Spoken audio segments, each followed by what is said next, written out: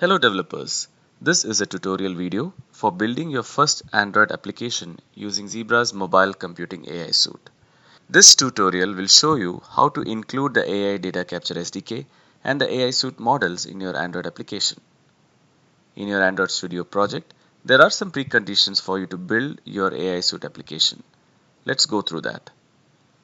Assuming that you are building an application that sources the frames from your device's camera, you will need to include camera feature as well as permissions in your application's manifest.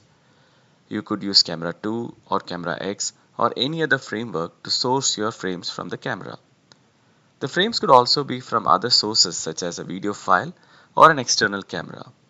We recommend using Camera X for building your applications to get the full potential of the capabilities of AI Suite.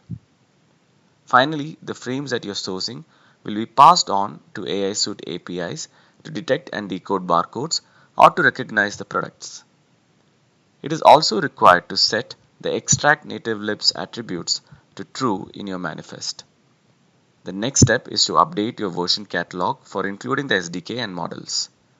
We will first define SDK and model version variables needed to be included.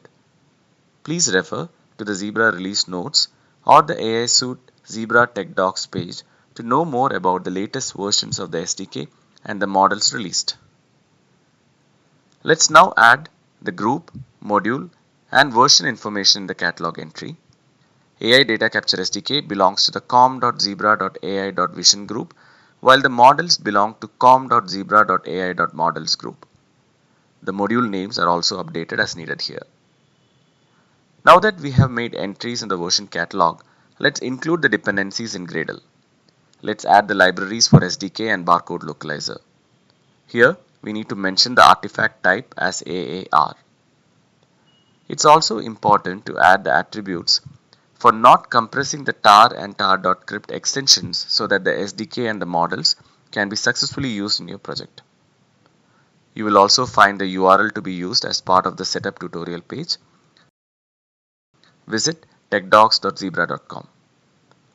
Once you have set all these preconditions right, you can start using AI Data Capture SDK and the models in your application. As your next step, we recommend you to visit our official tutorial videos on building applications for barcode scanning, text recognition, and product recognition. You may also use sample and demo application source code that's available at ZebraDev's GitHub project to easily get started. Thank you.